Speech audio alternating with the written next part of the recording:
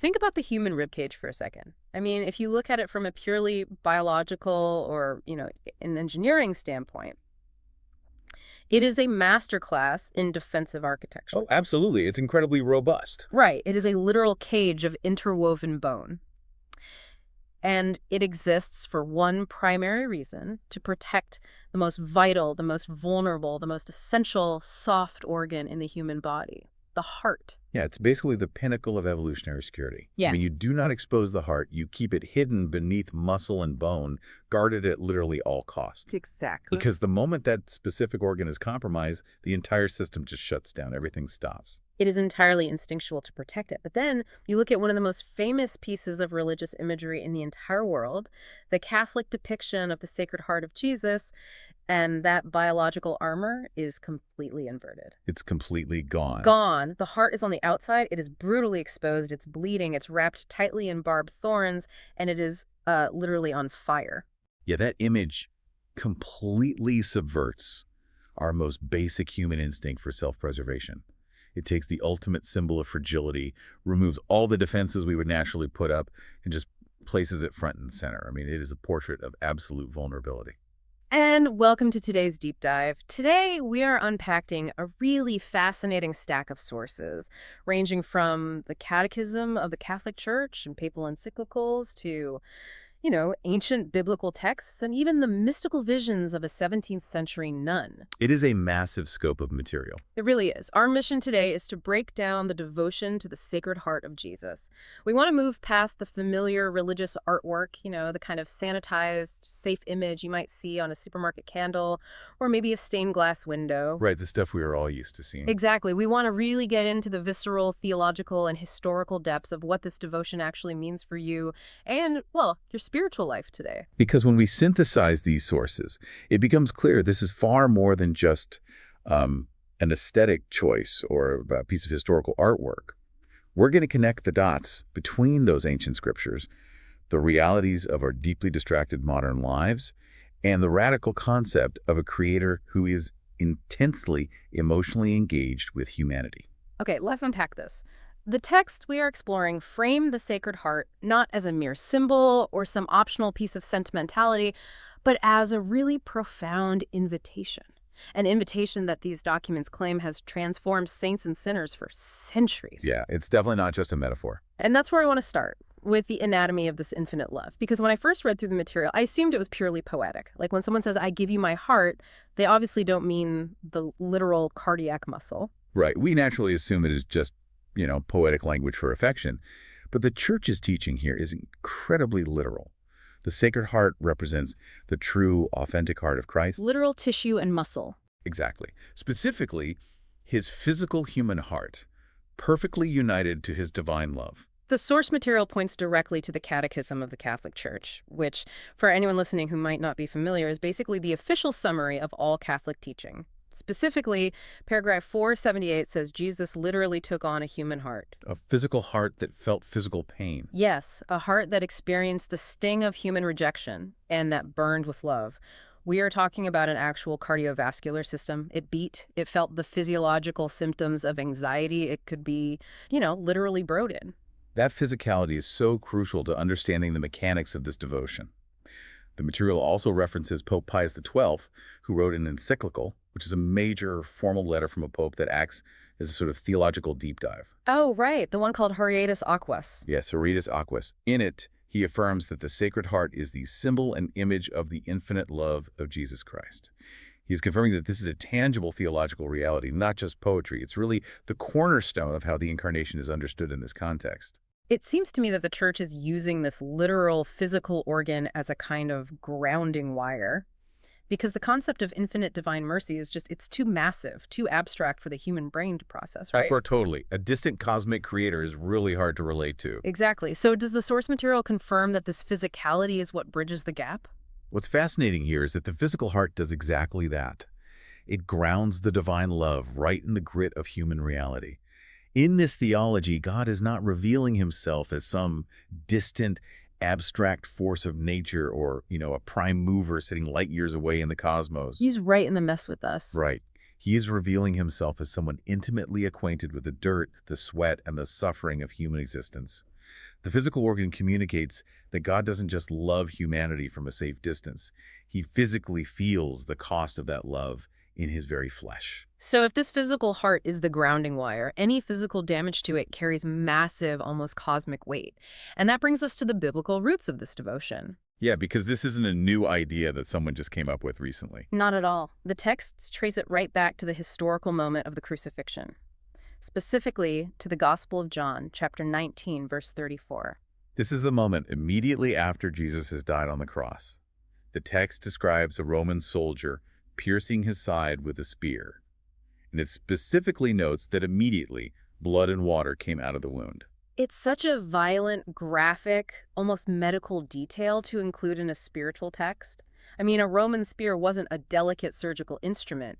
It was a brutal weapon designed specifically to confirm death. And yet, the church views this physical piercing as having infinite spiritual consequences. Right. How do they unpack that? The tradition interprets that highly physical moment symbolically. According to the text we reviewed, the blood represents the Eucharist and the water represents the sacrament of baptism. Okay, so the two foundational sacraments. Exactly. To put that simply, baptism is the water that washes and initiates a person into the faith. And the Eucharist is the bread and wine that Catholics believe literally becomes the body and blood of Christ to sustain them. So that open, pierced heart is seen as the very source, the literal birthplace of the church itself. St. Augustine actually looked at this exact moment in the Gospel of John and noted something brilliant. He said that the evangelist used a well-chosen word to describe the piercing as opening the gate of life. Think about the profound reversal happening to that interpretation. A Roman spear creates a brutal wound, but instead of just being a fatal injury, that wound it becomes a doorway. A literal gate of life for believers. Yeah, it perfectly encapsulates the core theological message that God's love is inherently sacrificial. The wound is the way in. Okay, here's where it gets really interesting for me. The material draws a line connecting that violent physical moment in the New Testament to a prophecy from the Old Testament.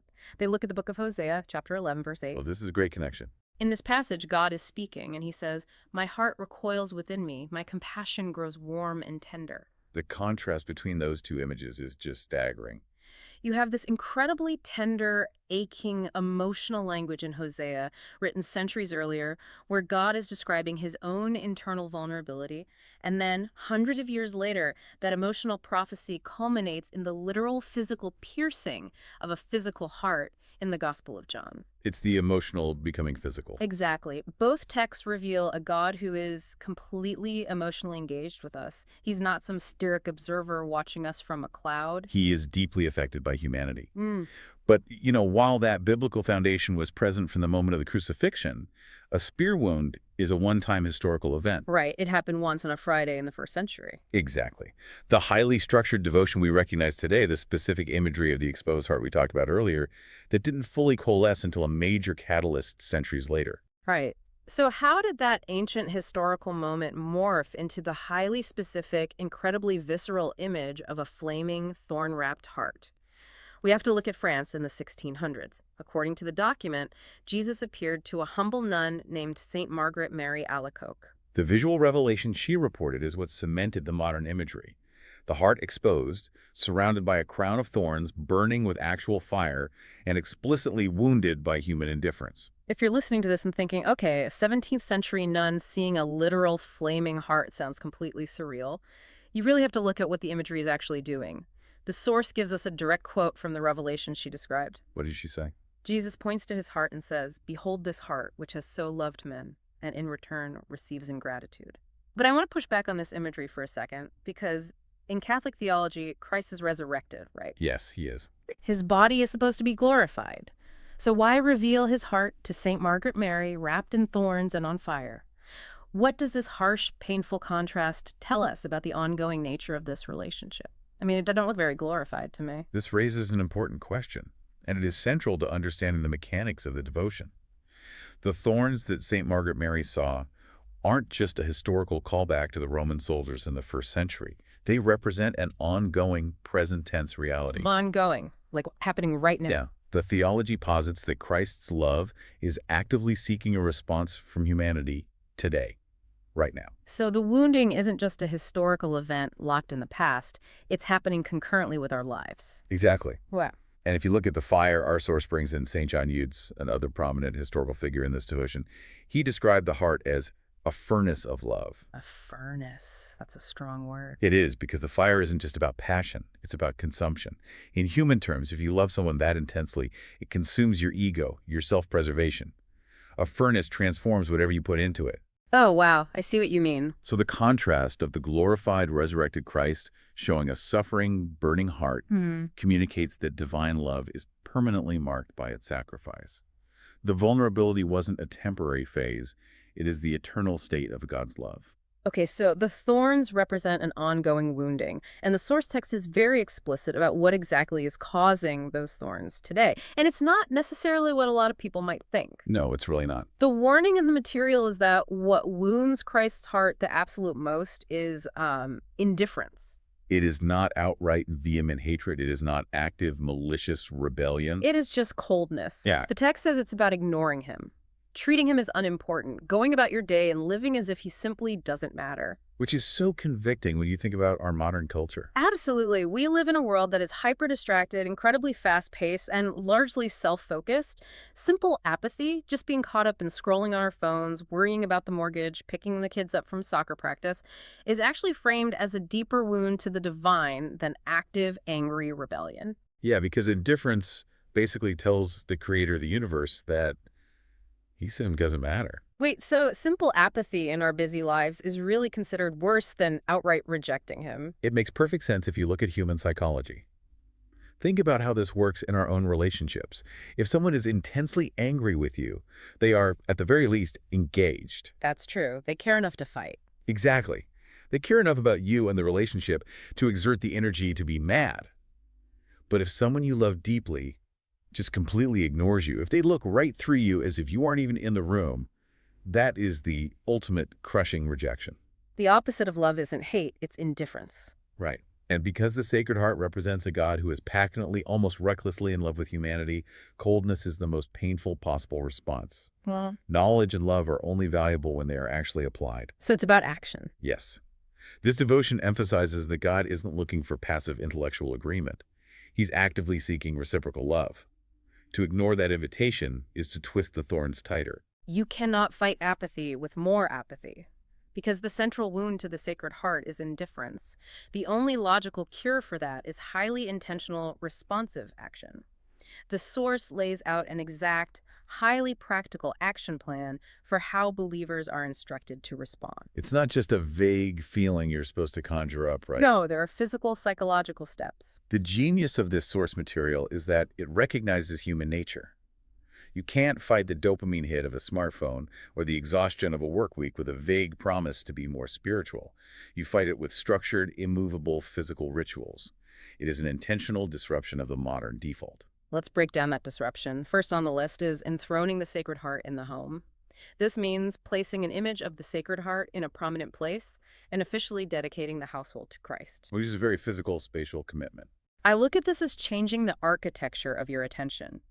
If you put a massive TV in the center of your living room, the room is naturally oriented toward entertainment. By officially enthroning this image in a prominent place, the devotion is essentially telling you to re-architect your daily environment so your default line of sight is drawn to vulnerability rather than distraction. It takes the unseen, abstract spiritual reality and makes it highly visible in your daily domestic life. You have to physically walk past it every single day, which acts as a constant psychological anchor.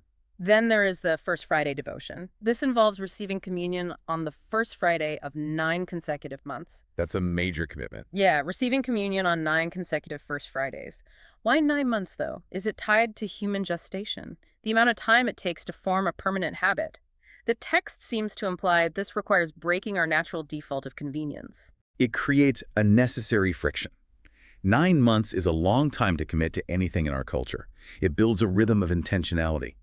You cannot remain indifferent if you are actively tracking 9 months of First Fridays on your calendar. You literally have to plan your week around it. Exactly. It forces you to prioritize the relationship over a long period, essentially rewiring your habits. There is also daily prayer. Specifically, the document highlights a very simple, short phrase. Sacred Heart of Jesus, I trust in you. It's short, but profound. It functions as a rapid recalibration. In the middle of a chaotic day, that six-word prayer is an act of active surrender, pulling your focus back to the relationship. The sources also talk about offering reparation. This means consoling the heart of Jesus through prayer and small sacrifices. You are essentially making amends or repairing the damage caused by the coldness of the wider world. It's taking personal responsibility for that cosmic wounding we discussed. And finally, the text mentions spending time in Eucharistic adoration. For the listener who has no idea what that is, how does the source explain this practice? For anyone who hasn't experienced this, Eucharistic adoration is essentially sitting in silent presence with the consecrated host, which is typically displayed in a gold vessel on the altar. Okay. The theology here is that you aren't just meditating on a concept or reading a book. You are sitting in the literal physical room with that exact same beating heart we've been talking about. In a world full of noise, sitting in absolute silence with the physical presence of God is the ultimate countercultural act against indifference. When you look at all these practices together, the changing of your home's architecture with enthronement, the friction of the First Fridays, the daily recalibration prayer, the reparation, and the silence of adoration, they form a comprehensive, structured response to modern coldness. They really do. It's a complete system. So what does this all mean for you listening to this today? I look at this list and I'm struck by how beautifully accessible these steps actually are. You don't have to go on a 6-month silent pilgrimage to a mountaintop. No, not at all. You can hang an image in your living room. You can pray a 6-word prayer while you're sitting in traffic. You can show up to a quiet church on a Friday morning. These aren't empty, ancient rituals. They're highly practical, everyday tools to fight back against the relentless distraction of your life. If we connect this to the bigger picture, it is crucial to remember that the texts emphasize Jesus isn't asking for perfection. He isn't demanding flawless moral behavior before you can approach him. He is simply asking for your heart. That's your heart. Exactly. And the profound theological reality is that he asks for yours precisely because he has already given his entirely to you. It is a deeply personal exchange. It has been an incredible journey exploring these sources today. We started with the raw theological reality of a heart that is simultaneously divine and yet incredibly, vulnerably human. We traced its physical piercing in the Gospel of John, examining how a brutal Roman execution was interpreted by figures like St. Augustine as the literal gate of life being opened for humanity. We explored the vivid, jarring revelations to St. Margaret Mary Alacoque in the 1600s, understanding the psychology behind the fire, the thorns, and the ongoing suffering caused by our own apathy. And we walked through the very practical steps that believers use to actively restructure their attention and fight against the sting of modern indifference. The ultimate invitation of this devotion remains exactly the same across the centuries. It is a call to love deeply, to repent sincerely, and to trust completely in a God who refuses to remain distant. He's always pursuing that connection. Which leaves me with a final lingering thought, something I want you to mull over as you go about the rest of your day, regardless of your background.